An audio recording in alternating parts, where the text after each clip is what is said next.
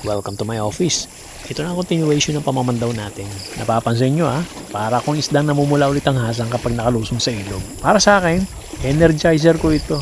Therapy, pantanggal sa radiation.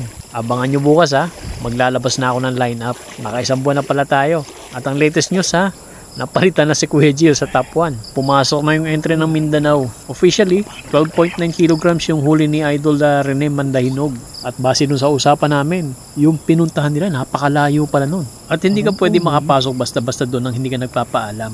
Isa kasi yun sa mga ancestral domain o yung mga lugar na nasa pangalaga ng mga katutubo. Sa lugar na yon, bawal na bawal ang lahat ng illegal na panghuli ng isda. At may isa pa akong nalaman na yung isa pala nating kalahok na taga Mindanao din, si Joanne Hantulan na mas kilala sa kanyang GM Adventure na Facebook page, katutubong higaw nun din pala. Kaya shoutout po lahat sa inyo dyan sa Agusan. So officially, ang first place ngayon ay nakuha ng Mindanao kay Idol Rene.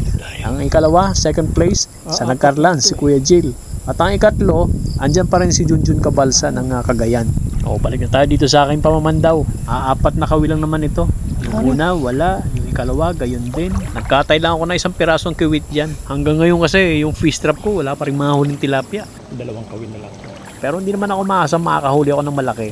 O baka nga kahit maliit, wala akong mahuli. Dangan dan talagang inggit na ako sa inyo. Pero sabi ko nga sa inyo, nag-warm up lang ako.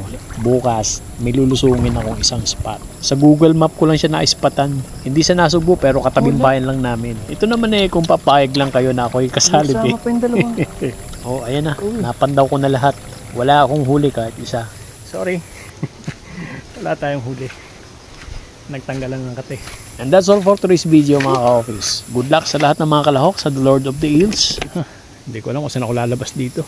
Tuloy-tuloy lang tayo at laging mag-iingat sa lahat ng lakad.